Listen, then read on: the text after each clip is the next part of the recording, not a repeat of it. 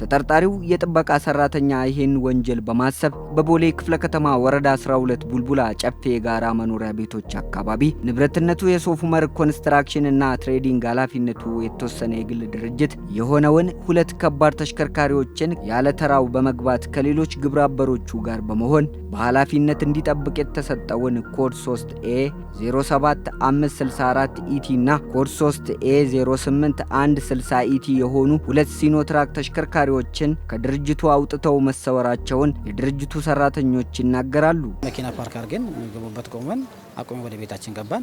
በርግጥ እንደ እድለኛ ሆነን ለሊት ለስራ መኪና መውጣት ነበረ። ሹፌሮቹን አዘነ ወደ ቤት ገባ ነው።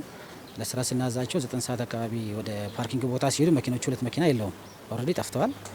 ያው እኔ ጋም ተደወለ መደወለ ካሎቹ ጋም ተደዋወለና ስናያቸው ጂፒኤስ ስለነበራቸው መኪኖቹ ኦሬዲ ወጥቶ አዳማና ወደ ሞጆ አካባቢ ናቸው። መኪናቸው ከፓርኪንግ ቦታ በሌባ ተወስዶ የሁለቱም ተሽከርካሪ ወደ ሌላ ቦታ እየሄዱ ነበርና ከዛ በኋላ ሄደን ስናይ መኪናው የለም። በወቅቱ የጥበቃ ሰራተኛ ሆኖ ስራ ላይ የነበረው ተጠርጣሪ ከሌሎች አባሪዎች ጋር እንደተነጋገረው 2 ሚሊዮን ብር እንደሚሰጡት ቃል ገብተውለት እንደነበር ይናገራል። አንድ ሰው ስራ ጠይቆኝ ነበር። ቃል ስራ ጠይቆኝ ጠይቅላለሁ ካለ ያልኩት ሌላ ነገርም የሚሸጥ እቃ መኪና ምናምን ካለ የሚገዛ አለ አለ። ከዛ በቃ እነግርሃለሁ አልኩት። በሌላ ቀን ስልክ ተቀያይረን ከዛ ጠየቀኝ። በቃ መኪና የሚገዛ አለ የምታመቻች ከሆነ አለ። በቃ እሺ አመቻቻለሁ አልኩት። እነዚህ ሰዎች ይዘው መጣ። ወደ 5 ሰዎች ናቸው ይዘው መጡ። የራሳቸው አላቸው። ከዛ ከፈቱ። የሚስተካከል ነገር አስተካክለው ከዛ ይዘው ሄዱ። ወደ አስፋልት ይዘው ወጡ። ለኔ 2 ሚሊዮን እንሰጣለን ብለው ነበር። ከዛ እሱንም ሳይሰጡኝ በቃ ሸመጠጡ። ተጠርጣሪዎች ሁለት ተሽከርካሪዎችን ከቆሙበት ቦታ ይዘው ለመሰወር ቀደም ብለው ተዘጋጅተውና አቅደው ወንጀሉን መፈጸማቸውን የአዲስ አበባ ፖሊስ ጠቅላይ መምሪያ ተናግረዋል። የአንዱ ተሽከርካሪ ዋጋ 8 ሚሊዮን ብር ነው የሚያወጣው። በመሆኑም ሁለት ተሽከርካሪ ነው ከዚህ ድርጅት ውስጥ ተሰርቆ የተወሰደው። የሁለቱ ተሽከርካሪዎች ድምር ጥቅል ዋጋው 16 ሚሊዮን ብር የሚያወጣ ሲሆን እነዚህ ተጠርጣሪዎች ይህን ተሽከርካሪ ከዚህ ግቢ ሰርቀው ይዘው ለመሄድ ቀድሞም ዝግጅት ሲያደርጉና ገዢን ለማበጀት ለማመቻቸት ከከተማ ውጪ ሄዶም በራሳቸው በሚፈልጉት መንገድ ግብይት ለመፈጸም ዝግጅት ሲያደርጉ የነበረ ስለሆነ ተሽከርካሪው ፖሊስ ባደረገው ምርመራ ለማረጋገጥ የተቻለው የግል ተበዳይ ወይም የድርጅቱ ተሽከርካሪ ቁልፉ የነበረው በሾፌሮች እጅ ነው። ያው ሾፌሮቹ በተቋሙ አሰራር መሰረት ቁልፉን የሚያስቀምጡበት ቦታ ይኖራል፣ አሊያም በእጃቸው ነው የሚሆነው።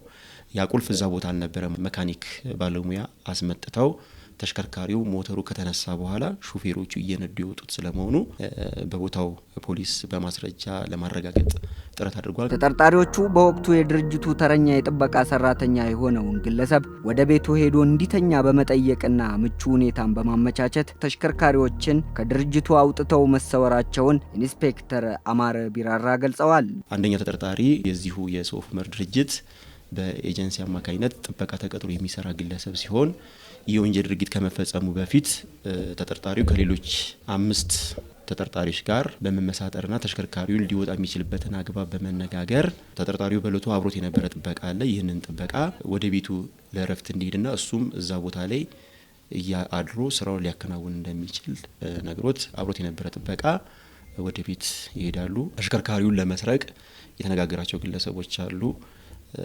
እነዚህ ግለሰቦች ምቹ ሰዓትና ቦታን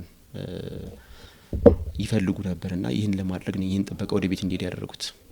ከዚህም በኋላ የሆነው ምንድነው? በወንጀሉ ዕለት ግለሰቡ ሁለተኛው ጥበቃ ወደ ቤት ከሄደ በኋላ ከነዚህ ልጆች ጋር በመደዋወል ተሽከርካሪውን ከግቢ ውስጥ ሊያስነሳ የሚችል መካኒክ ጭምር ሁላ ወደ ግቢው በሌላ መኪና እንዲመጡ በማድረግ ተሽከርካሪው ሞተር እንዲነሳ ከተደረገ በኋላ እያሽከረከሩ ከአዲስ አበባ ከተማ በመውጣት ሁለቱም ተሽከርካሪዎች አንደኛው ዝዋይ ከተማ አዳሚቱ ለወረዳ የተባለ አካባቢ ቦታ ላይ፣ ሁለተኛው ተሽከርካሪ ደግሞ ዝዋይ ባቱ መቂ የተባለ ከተማ አካባቢ ላይ በኦሮሚያ ፖሊስ አባላቶች በተደረገ ቅንጅት ተሽከርካሪዎቹ ያው እዛ ቦታ ላይ ከነ ተጠርጣሪዎቹ ሊያዙ ይችላል ማለት ነው። ተሽከርካሪዎቹ ላይ የተገጠመው የአቅጣጫ ጠቋሚ ጂፒኤስ ቴክኖሎጂ ንብረቶቹ የት እንዳሉና በቀላሉ በቁጥጥር ስር እንዲውሉ ትልቅ ድጋፍ ማድረጉን ተናግረዋል።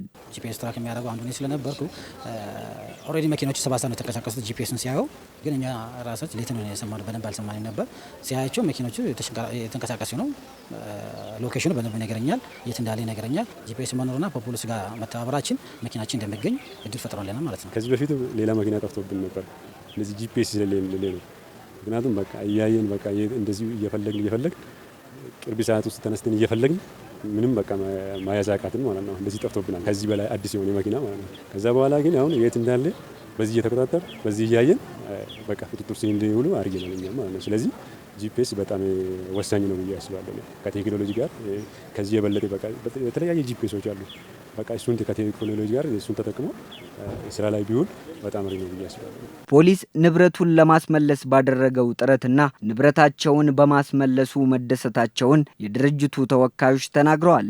ይህ ነው ብዬ መግለጽ አልችልም፣ ምክንያቱም በጣም ተደስቻለሁ። በጣም ደስ ብሎኛል። ይህ ንብረት መመለሱ ባይዞ የድርጅቱ ንብረት ብቻ ሳይሆን ይህ የሀገር ንብረት ነው፣ ሀገር የሚያገለግል ነው፣ ለልማት የቆመ ተቋም ነው እና እንደዚህ ንብረቱም እንደዚያው ነው። ስለዚህ በጣም ደስ ብሎኛል። ያው ባለው ትብብርና በአንድ ላይ ሆነን በመወጣታችን ውጤት አግኝተናል። ከኦሮሚያ ፖሊስም ከዚህ ቡልቡላ ፖሊስ ጋር ሆነን አብረን በመቀናጀትና ትብብር መስራታችን ተሳክቶልናል። ንብረታችን እንዳይጠፋ መልሰን አግኝተናል ንብረታችንን። ስለዚህ በጣም ደስታ ነው የሚሰማኝ። ፖሊስ ተጠርጣሪዎችን ከነ ኤግዚቢቱ በቁጥጥር ስር አውሎ በቂ ማስረጃዎችን በማሰባሰብ በክፍሉ አቃቢ ሕግ በኩል ክስ እንደተመሰረተባቸው ኢንስፔክተር አማረ ቢራራ ገልጸዋል። በተጠርጣሪዎች ላይ የከባድ ስርቆት ወንጀል ክስ መስርቶባቸው በአሁን ሰዓት ተጠርጣሪዎች ጉዳዩን በመደበኛ ፍርድ ቤት ላይ በቀጠሮ ይገኛሉ። ተጠርጣሪው የጥበቃ ሰራተኛ በሚሰራው ድርጅት ላይ ወንጀል በመፈጸሙ እንደተጸጸተ የገለጸ ሲሆን ሌሎች የጥበቃ ሰራተኞች ንብረትን በኃላፊነት ወስደው መጠበቅ እንዳለባቸውና እንደዚህ አይነት ቢፈጽሙም ከህግ እንደማያመልጡ ሊያውቁ ይገባል። በጣም ነው የተሰማኝ። አሁን ሳየው በጣም ከፍተኛ ስሜት ነው የተሰማኝ። በቃ የሰው ነገር እንደማይጠቅማቸው በቃ አውቆ ከወዲህ ማንኛውም ሰው የትኛውም ሰው ሐቁን ይዞ በቃ በአግባቡ ስራውን እንዲወጣ ነው የምነግራቸው።